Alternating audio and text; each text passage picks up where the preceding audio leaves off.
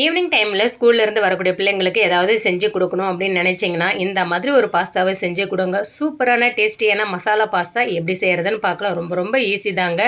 நான் இந்த மாதிரி ஒரு ஷேப்பில் இருக்கக்கூடிய பாஸ்தாவை எடுத்திருக்கேன். சுடு தண்ணியில் உப்பு போட்டு வேக வச்சு எடுத்துக்கோங்க. வெங்காயம், தக்காளி, பூண்டு, பச்சை மிளகாய், கறிவேப்பிலை, கொத்தமல்லி நான் எல்லாத்துலேயும் ரெண்டு ரெண்டு எடுத்து பொடியாக நறுக்கி எடுத்திருக்கேன். இந்த அளவுக்கு வெந்திருக்கணும். இப்போ வடிகட்டி எடுத்துக்கலாம். வடிகட்டினா பாஸ்தாவை சில் தண்ணி ஊற்றி நல்லா கலந்து விட்டுருங்க. பாஸ்தா உதிரி உதிரி அப்படியே இருக்கும். இப்போ கடாயில் பட்டர் சேர்த்துக்கலாம். ஜீரகம், பொடியை நறுக்கின பூண்டு, வெங்காயம், கறிவேப்பிலை, தக்காளி இது எல்லாத்தையும் நல்லா வதக்கி விட்டுக்கோங்க. இது கூடவே கொஞ்சமாக மிளகாய்த்தூள், மஞ்சள் தூள், garam masala, chaat masala, amchur powder, ketchup, soya sauce, chicken masala, chilli flakes இது எல்லாத்தையும் சேர்த்துட்டு நல்லா மிக்ஸ் பண்ணி விட்டுட்டு கொஞ்சமாக தண்ணியை சேர்த்துக்கோங்க. டேஸ்ட் நல்லா டிஃப்ரெண்ட்டாக இருக்கும்.